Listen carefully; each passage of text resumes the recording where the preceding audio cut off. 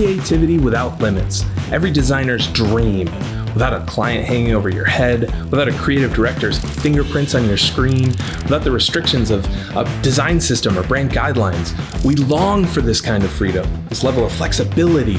The blank artboard beckons like the open road, and yet, somehow, it's also terrifying. Where do we go now? I'm on a journey to rethink, revamp, and redesign my personal website. It's the only project I have never finished, and I suspect I'm not the only one. It's time to get this built.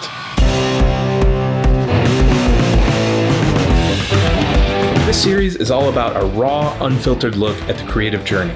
Along the way, I'll be interviewing my friends, experts in their fields, and the people who simply know better than I. But also it's your humanity that comes across.